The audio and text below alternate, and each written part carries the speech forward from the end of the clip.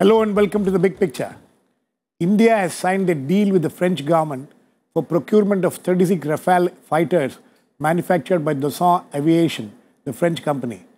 This deal struck between the Indian Prime Minister Narendra Modi and French President Hollande last week during the former's visit to France has evoked mixed reactions. While some have welcomed it as a crucial and critical addition to the Indian Air Force, others have criticized it on several grounds, one being overlooking the earlier tender process. However, the Indian Air Force, which has been waiting for years now to add to its fighter squadrons some latest aircrafts, feel that even this government-to-government deal is not enough. Meanwhile, questions are being asked about what will happen to the deal signed earlier in August 2007 for Rafale to help the Hindustan Aeronautics Limited to build 108 aircrafts in India. We will look at this entire deal and what it entails and how it would help the Indian Air Force. To discuss this, I have with me Ajay Prasad, former Defence Secretary to the Government of India, Kapil, retired Air Vice Marshal, Mohan Guruswamy, a Defence Analyst, and Saikat Datta, Editor, National Security, Hindustan Times, on the phone line from Mumbai. Welcome to all of you. Air Marshal Kak, you think this deal which has been struck is unusual, or is it something which could be, all those criticisms which are being made about overlooking the earlier contract process, the tender process can be overlooked? No, the criticisms aren't valid. Even if there is a certain critiquing one can do, it is because the facts aren't yet out of the ground. There is no signature prepared, appended to any document. It is a joint statement made by the Prime Minister Narendra Modi and François Hollande, President of France, that France will supply 36 flyaway condition Rafale to the Indian Air Force. That's part one. There is silence on what will be the follow-up program. Yes. Even on this deal, quote unquote, Prime Minister has said this will now be negotiated by the negotiating teams from both sides in terms of pricing and meeting the requirements in time scales. But I think, with your permission, if I can take a minute, I anchor this in a far greater strategic partnership. I think numbers and requirement meeting up of Indian Air Force is secondary in that larger context. We are looking at a new India, a leading power, a self-confident India, integrationist, nimble decision-making processes at the Ministry of Defence and the PMO, and a nimble diplomacy to support all this. Undergirding this is a conveying to the French, the German, and the Canadians where he's going next, or where he is already in Germany, is that India's mandate for foreign policy and security policy is domestic development and technology absorption and innovation. Technology is the driver for whatever has been said. And lastly, the fact that defense is an important element of that outreach to the world. So when you see, Girish, you see this large template, this is only one little element of that large template, but hugely significant to one, international relations, two, building up of aerospace industry, and three, ensuring that the serious imbalance that has occurred in the aerospace sector between India and China and India and Pakistan increasingly is now going to be addressed. That is the key element. So you think that this will also address the issue of Make in India? Absolutely, absolutely. Mohan, how would you look at it?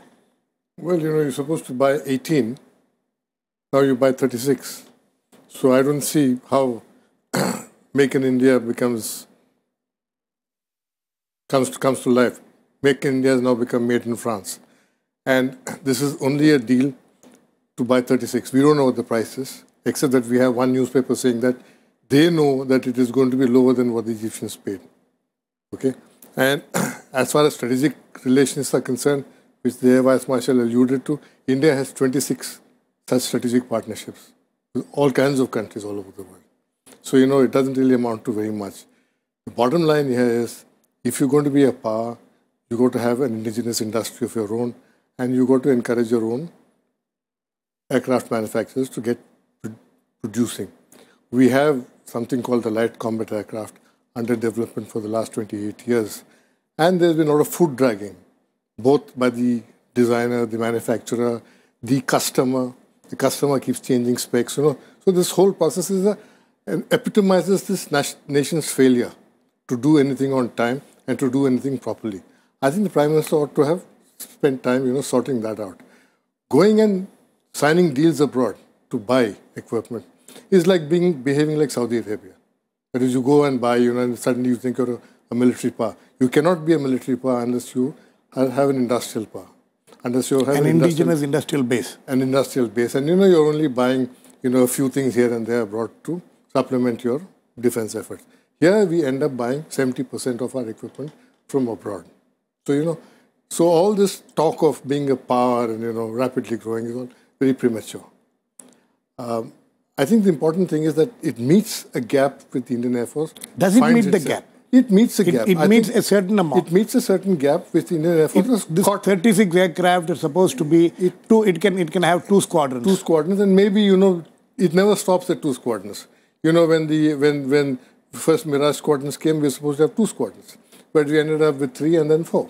Then when the first Sukhois came, we were supposed to get 72, but now we're going to have 272. When the first Pilatus planes came, we were supposed to have 2-3 dozens. Now we're going to end up more. Hawks came, same thing. So, this process starts. And I don't think it's going to stop at 36. 36 is neither here nor there. You might need twice that. Actually, the same number as Mirage 2000. You need something like that. And it's a good aircraft. Nobody is saying it's a bad aircraft. It's a versatile aircraft. It does its job well. But it is expensive. But there are certain questions being asked. But there are questions of which I need to have answers. What happens to our own efforts to stand on our own feet? You can't go on buying equipment forever. And this, to that extent, represents a setback. Because I thought there would be more focus on the LCA. There would be a national project manager appointed to pull that LCA project through and make the Air Force buy it. The Navy has already ordered 44. If the Navy can order, why can't the Air Force order? Why? Questions we have to ask. The Navy LCA has been modified to the Navy's requirement. The Navy is satisfied with it. And the Navy says, we want 44 of this. Places an order. But IAF still not ready to place an order. Sorry, order for what? For the LCA. No, this is unfortunately the public domain is full of misinformed communication. Air Force has already placed an order for 40 light combat aircraft. So kindly do not give information. With the HAL, obviously. It has not. It has not approved the first one as yet. No, it is first 20 aircraft, and we're talking about again. Now you come to 20. No, 20. It went in 2 phases. Air Vice Marshal, you've retired a long time ago. You are as much a civilian as I am. I was also in government, so you don't have any special information which I don't have. So don't use that line. No, I just need to put on the table. No, don't put. There is no need. Mohan, there is a question that has been posed to me. May I answer it? Air Marshal, please. May I answer it? Give me a minute. You don't have to intervene.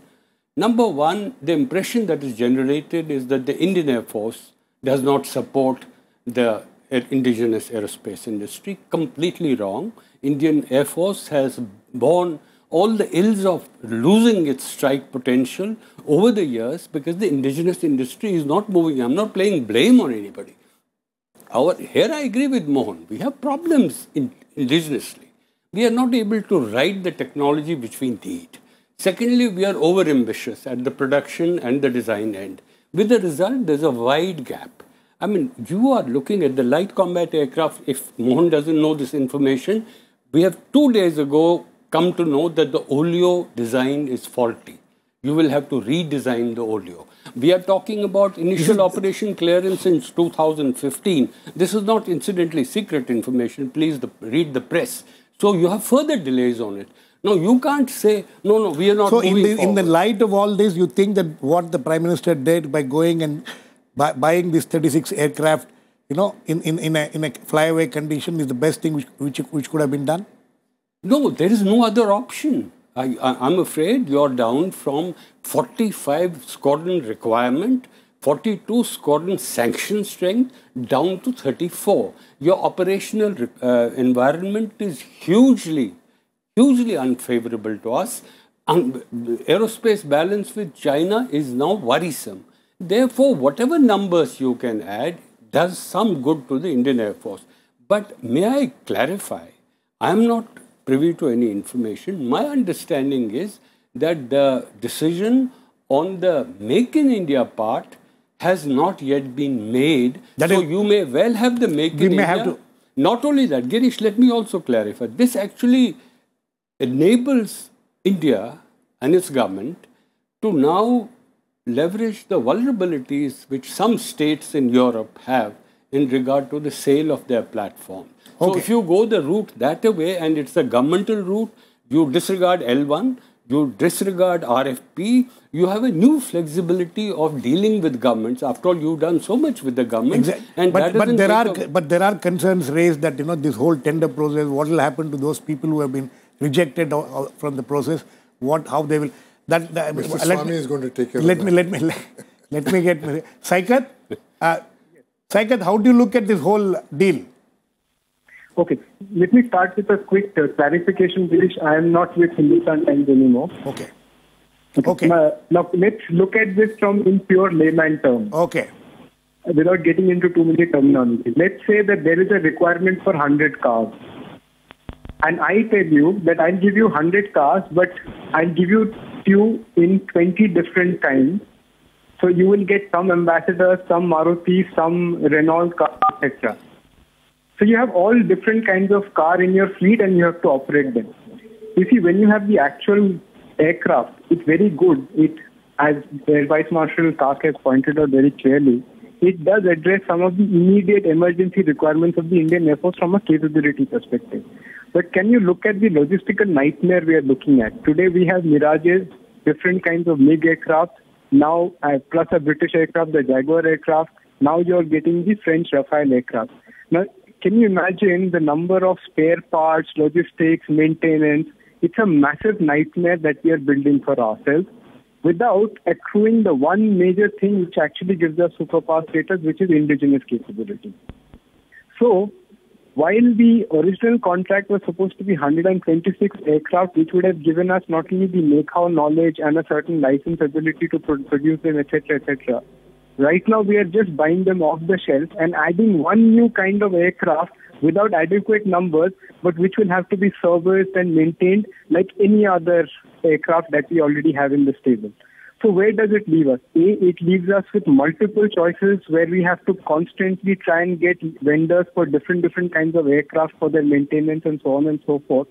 And at the same time, we'll have to build up complex interoperability because we have 2 squadrons of MiG-29s, 2 squadrons of Mirages, several squadrons of Sukhoi 30, several squadrons of some other Jaguar aircraft, and we'll have to manage this hodgepodge with the limited resources that we have. Okay. So what are you trying to say? You're trying to say that this could have been avoided, this should have been avoided, or what is it? You see, it could have been avoided because at the end of the day, while there is a very legitimate concern that from the authorized 45 squadrons, we are back down to less than 25 operational squadrons, but you cannot use a band-aid to treat a much bigger malaise like cancer. What we should have really focused on, like whatever Air Vice Marshal Kak is saying about the LCA are legitimate. But this is the thing that whenever we have an indigenous capability, it takes time for it to fructify and deliver results. But without indigenization, we will still continue to be in a buyer-seller relationship where we'll constantly be in buying and people will be dictating their commercial terms to us when we buy them without actually getting any indigenous capability. And that is my biggest issue with a deal like this. Okay. Mr. Ajay Prasad, sorry to come so late to you, but you know, you heard all the arguments now.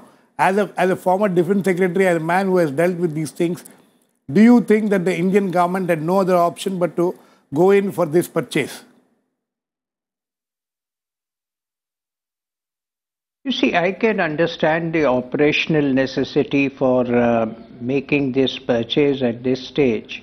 Enough has been already said about the depleting strength of the Indian Air Force, particularly in the context of a two-front war, if that situation ever arises. So there was a need to add to our strength, but unfortunately, What this has done is it has put the whole indigenous manufacturing program into a jeopardy.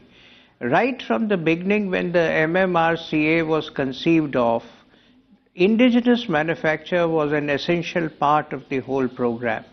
As you very well know, the whole idea was that 18 of these aircraft will be bought out and then 108 will be manufactured here in HAL under licensed production.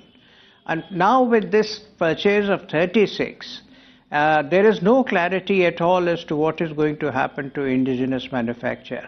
And I suspect that, as has been said earlier, that the purchase will not stop at 36.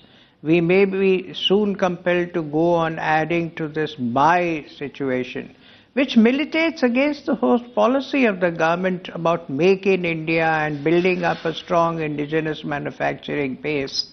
We are just perpetuating the situation. We buy 70% of our defense needs from abroad, and I suspect that this balance is only going to be further skewed. This is my whole unhappiness with this decision at the moment. So you don't have a problem as far as the aircraft itself is concerned, as far as its capabilities are concerned? No, you see, this has been gone into in great detail. Actually, the first idea of buying 126 MMRCAs was mooted somewhere in 2002, 2003.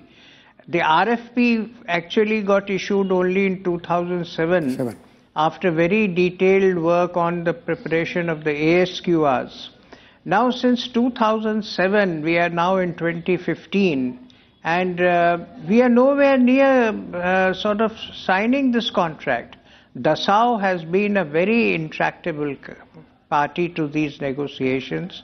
There have been, as you know, there were first doubts about whether Rafale was the L1 in this whole process. There was questions raised on that. Once those issues got resolved, then in the contract negotiations, you got stuck onto the whether Dassault refused to certify the indigenous manufacturing capabilities.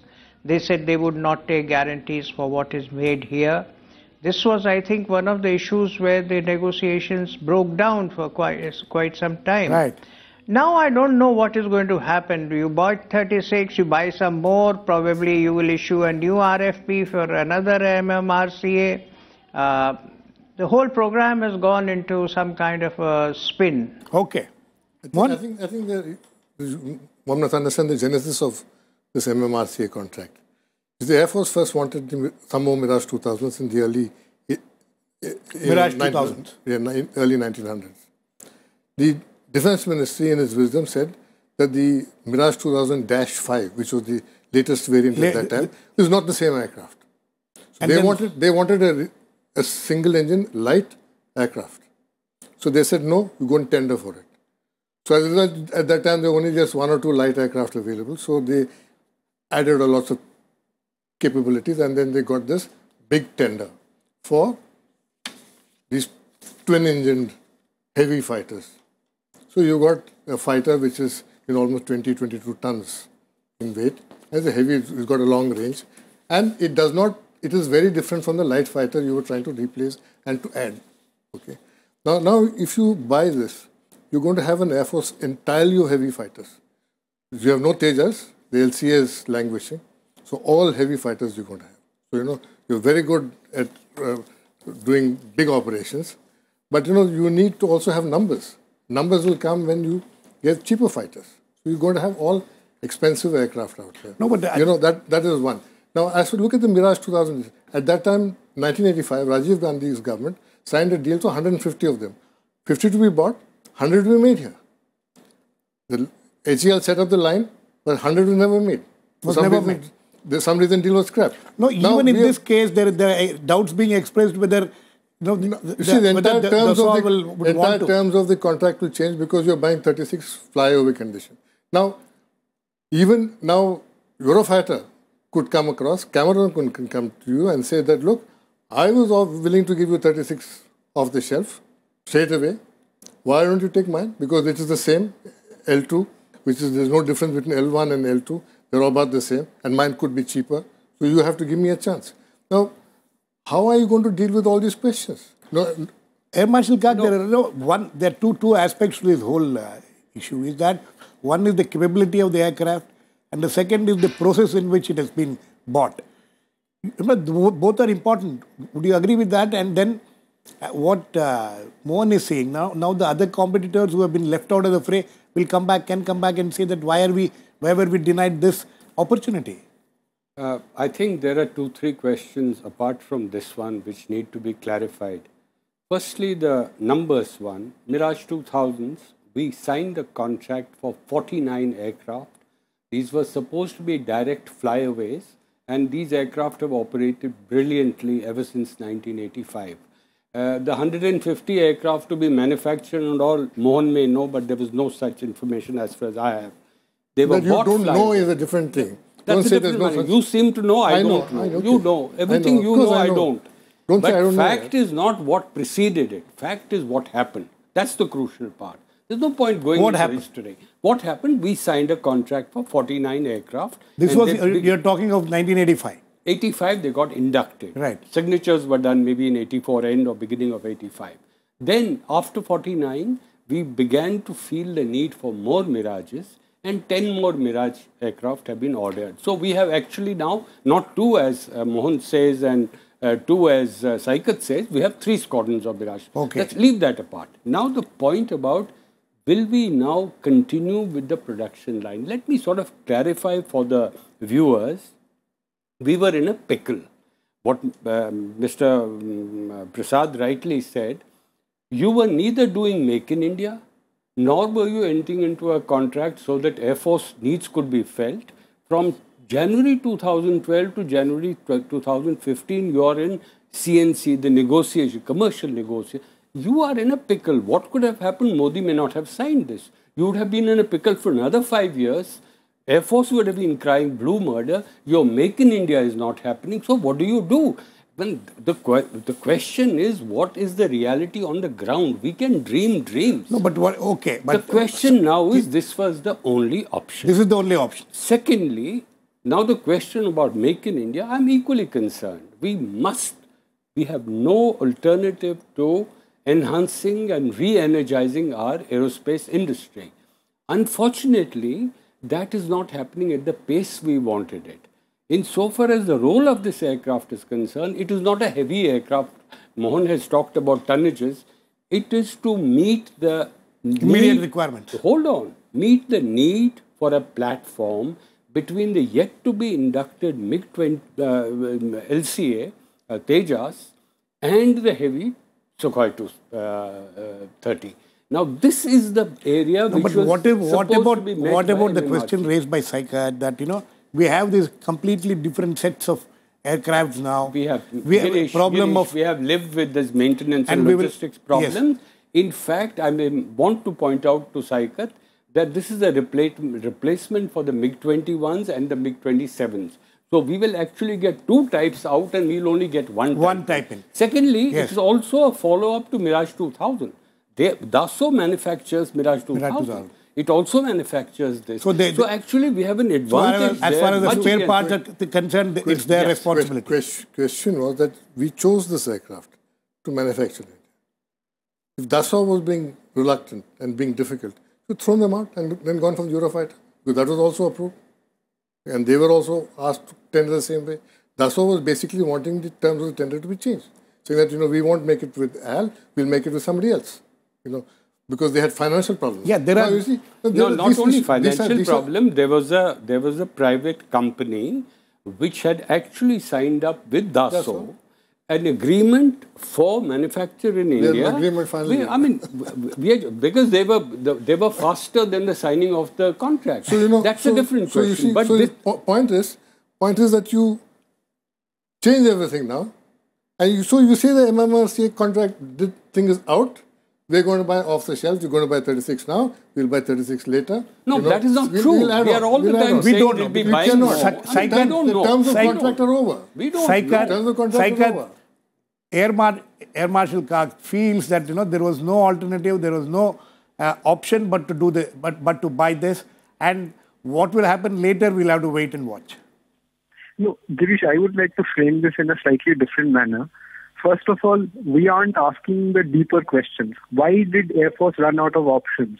Air Force ran out of options because Dassault Aviation was acting very strange and was not cooperating with the negotiating committee of India. Right. So instead of penalizing them, we have just given them a... We have rewarded them.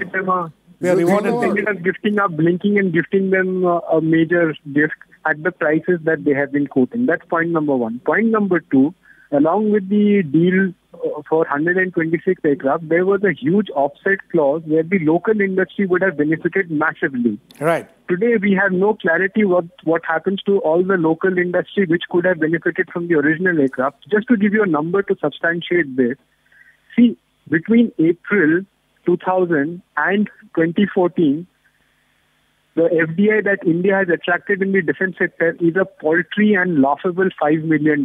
That's it. And a deal as it was originally envisaged for the MMRCA could have completely changed that landscape and given the kind of capability that we were looking for from a local manufacturing capability. All that right now is put on hold and there is no clarity on that. And as far as that specific question that Air Vice Marshal Kak raised, that this will replace other aircraft and we'll consolidate, here are some quick facts and figures. We have about 8 MiG-21 squadrons and 21 and 27 squadrons. And here we are talking about buying only 2 squadrons of the Rafale. Then how do you replace, which will come in the next 2 or 3 years? So how do we replace, say, 7 or 8 squadrons with only 2 squadrons? And that's the point. I mean, you can't have these how have we changed? Because we constantly have these stopgap measures and it may immediately take care of our immediate needs, but in the long term, neither are we getting indigenous capability, nor is the local industry benefiting, nor are we becoming a manufacturer and moving away from our buyer status. You'll have 270 Sukhois. So, a lot of that will get absorbed. Mr. Ajay Prasad, very quickly, last words to you. It is said, even after all this, it is said that this is going to help the Make in India campaign and this is going to help the Indian Air Force. What do you think of that? Because there is still an argument that this is the way to the Make in India campaign. No, I didn't say that it will help the Make in India program. Quite the contrary. No, I'm saying some people are saying. No, I'm not one of those who is saying this. Okay.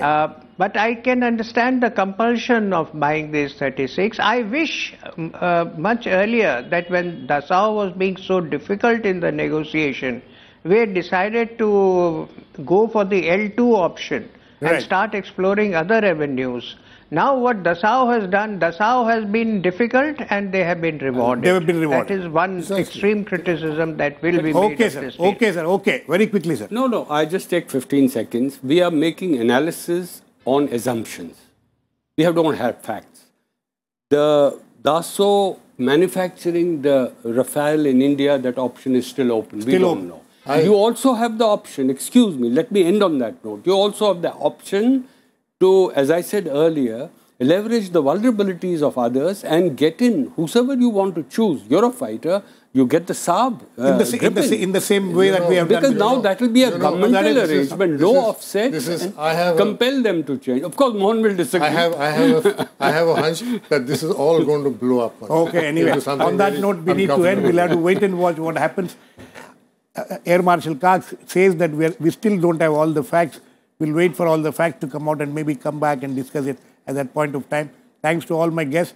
Please keep watching. We'll come back with another issue, the big picture, same time tomorrow.